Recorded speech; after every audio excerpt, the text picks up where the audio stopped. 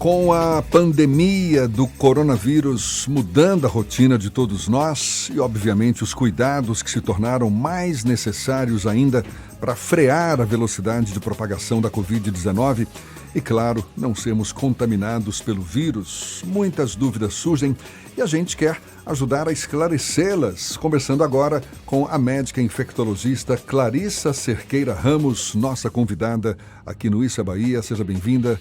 Bom dia, doutora Clarissa. Bom dia a todos.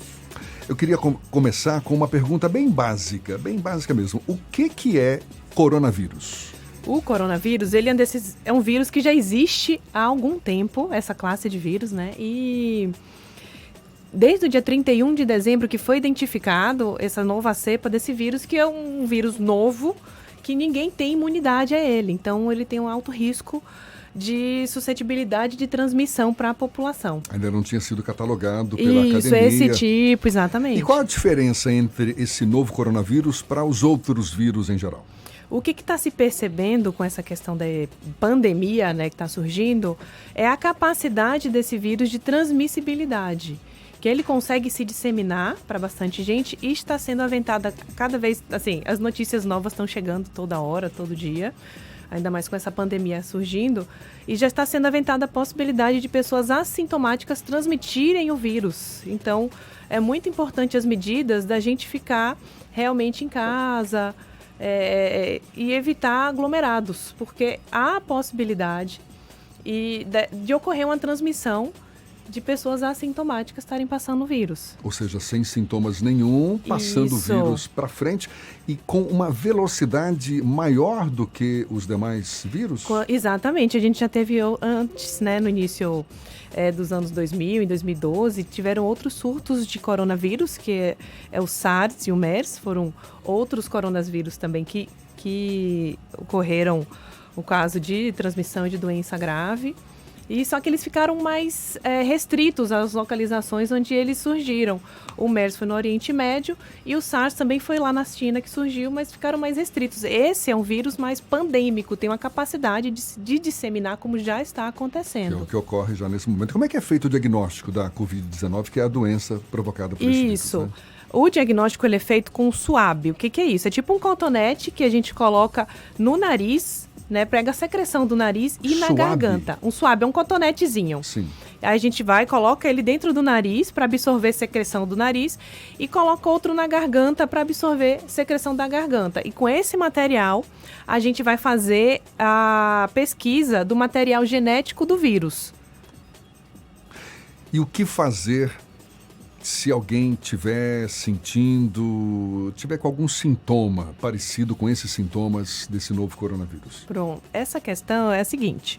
Nesses pacientes que a gente chama isso de sintomático respiratório. Os pacientes que eles têm qualquer sintoma respiratório, eles devem ficar sintomas leves, tô tossindo, tô espirrando, com o nariz entupido. Nesses casos, fique em casa. Porque esse vírus, ele é mais grave em pessoas de idade.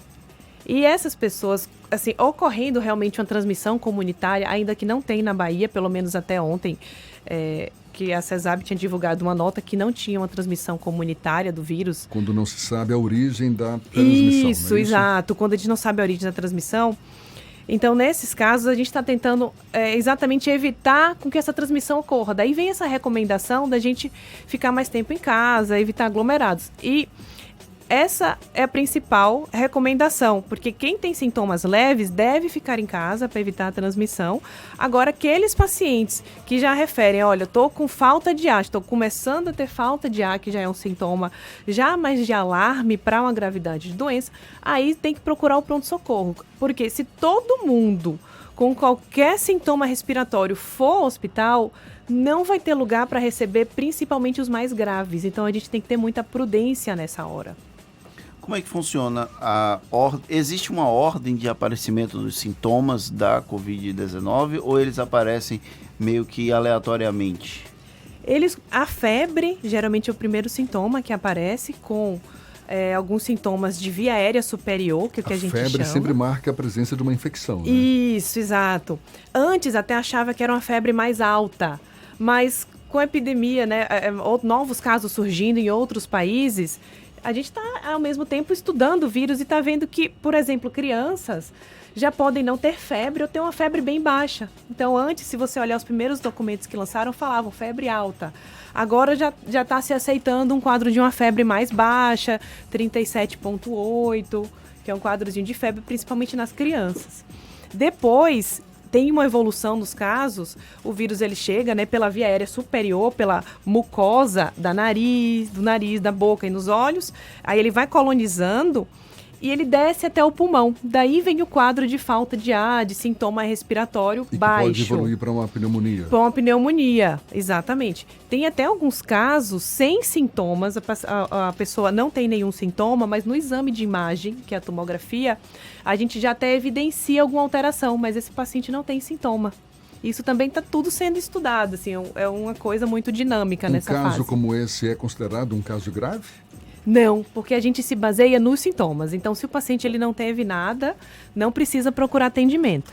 Só se realmente evoluir para um quadro de falta de ar, aí nesse caso, em 1 a 5 dias, pode ocorrer a evolução para um quadro mais grave. Então, assim, aparecendo sintoma de falta de ar, a recomendação é realmente de procurar unidade de saúde. Tem pergunta aqui do YouTube, Jefferson. O Josué Silva pergunta a infectologista se os profissionais que trabalham em hospitais podem levar o vírus para casa através da roupa. Então, já foi visto, a gente se baseia nesse dado até de persistência do vírus em superfícies, é baseado em estudos dos outros coronavírus.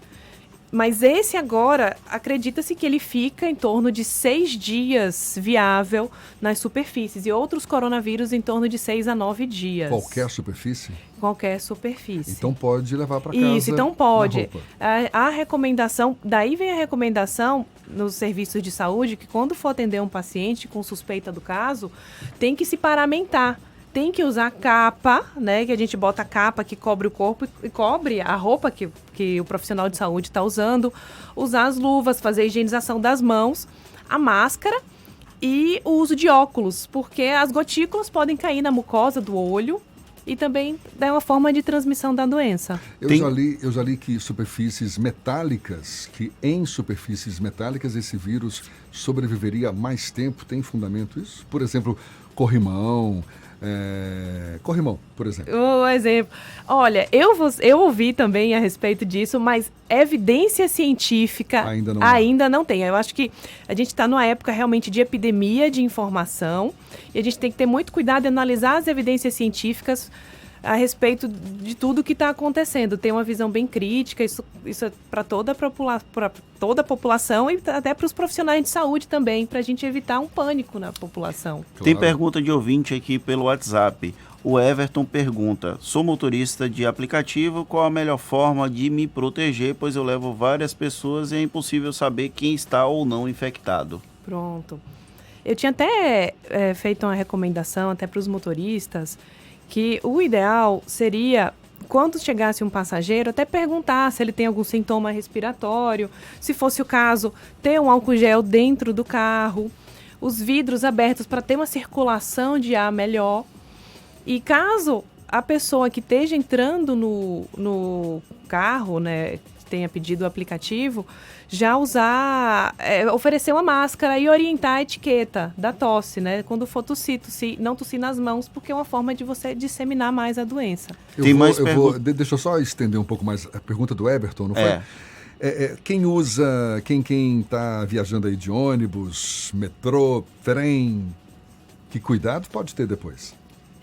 Tem que ficar de olho nos sintomas. O que está tendo de recomendação, até da Sociedade Brasileira de Infectologia atualmente, é a nível de quem vem de outro país com transmissão comunitária, que esse paciente, né, paciente porque assim, está assintomático ainda, né, que ele fique recluso, fique em casa, realmente evitando aglomerações por pelo menos 7 dias.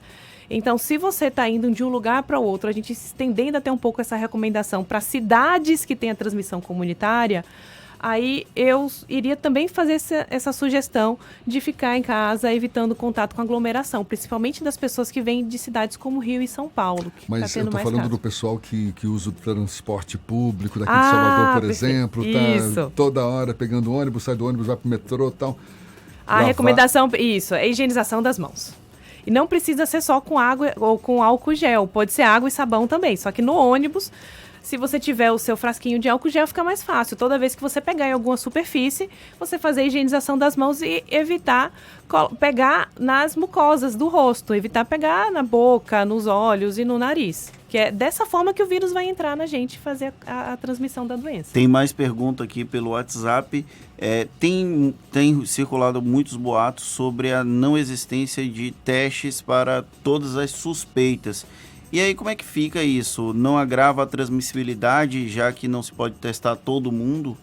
Isso realmente pode acontecer, e já está até acontecendo. Eu recebo muitas perguntas, né, no WhatsApp, as pessoas falando comigo. E acho que já está tendo em falta não só os testes, mas materiais, a gente chama de EPIs, que são os materiais que a gente usa para se proteger do vírus. Então, por isso que vem a recomendação de pacientes com quadros leves. Não há necessidade de procurar o serviço de saúde, porque se você não tem sintoma leve, vai passar como se fosse um resfriado.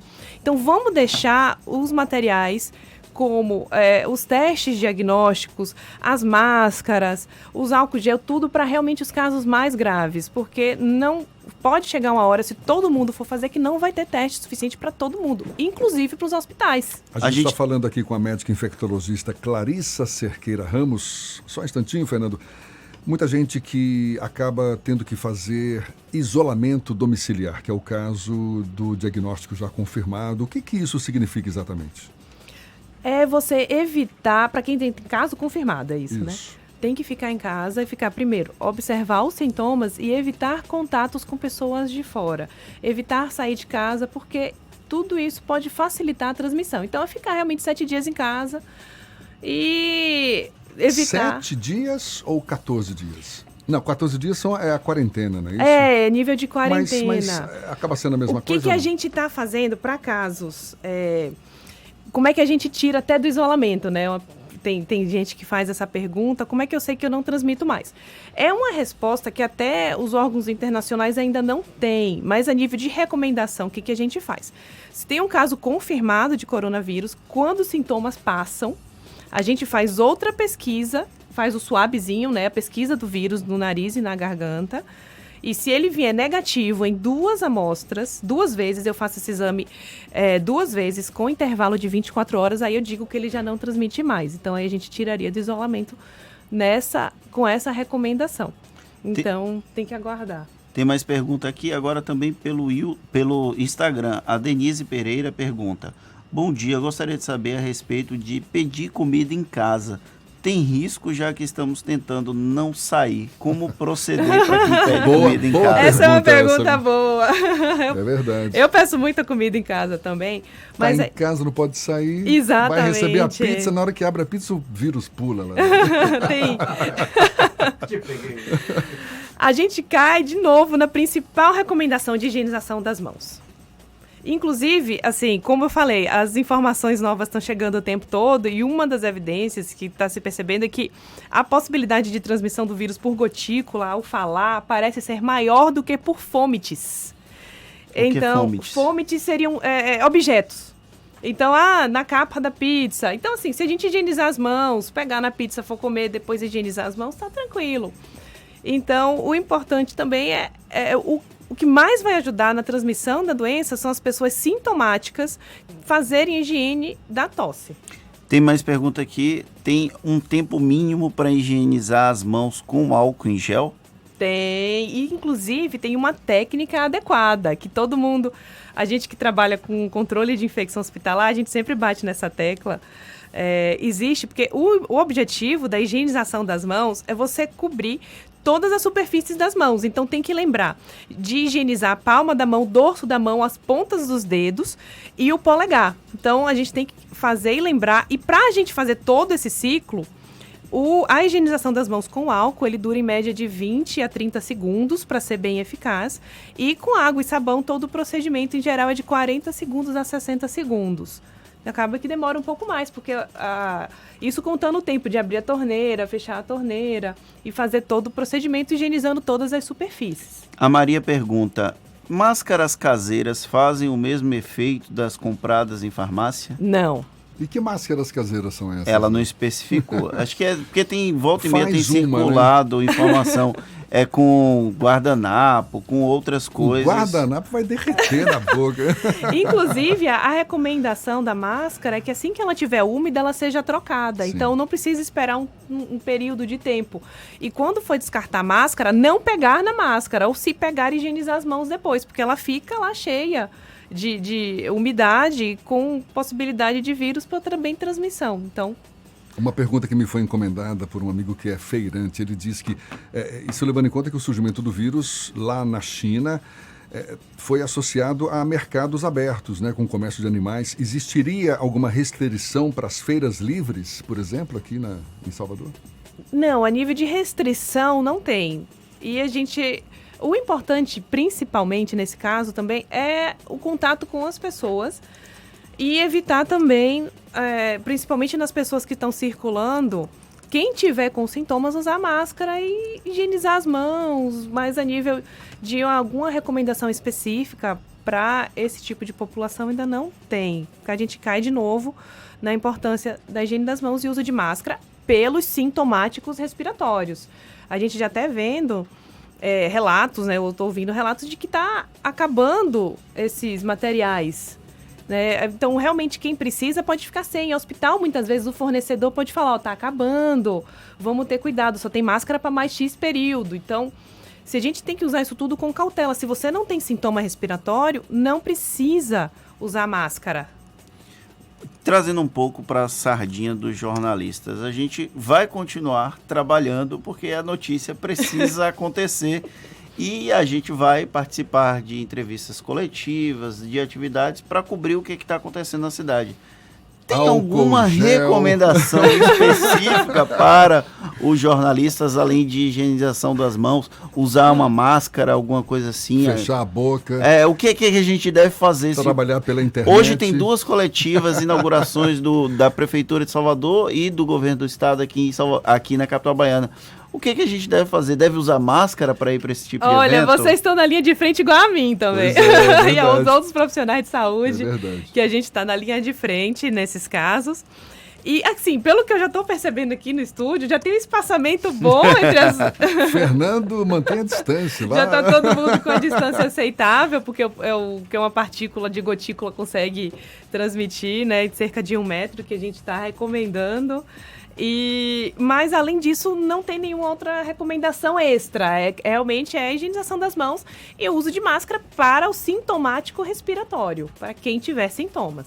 Doutora Clarissa Cerqueira Ramos, médica infectologista, muito obrigado. Poxa, muito legal. Bom, espero muito ter legal. ajudado. Claro, e certamente são muitas outras dúvidas, mas a gente espera ter ajudado também. E ficamos aqui na torcida, né, para que as pessoas se conscientizem mesmo sobre esses cuidados todos necessários e para que juntos a gente consiga frear a velocidade da propagação desse vírus, porque é uma coisa meio que inevitável, né? Vai surgir um número maior de casos mais cedo ou mais tarde, né? Isso. O importante é porque nesses casos de rápida transmissão, a gente tem que ter leito disponível também para assistir todos aqueles que precisam. Então, se a gente conseguir barrar o pico agora, tendo todas essas medidas de prevenção, a gente vai conseguir ter mais leitos e hospitais mais disponíveis para receber realmente aqueles que precisam. Então, isso também é importante. Doutora Clarissa, mais uma vez, muito obrigado pelos seus esclarecimentos e um bom dia. Bom dia, obrigada a todos. A gente lembra, não acompanhou esse bate-papo todo? Então, é só depois acessar no nosso canal no YouTube. Pode acompanhar todo esse bate-papo e também no Spotify, no iTunes e no Deezer. Agora, 8h48 na Tarde FM.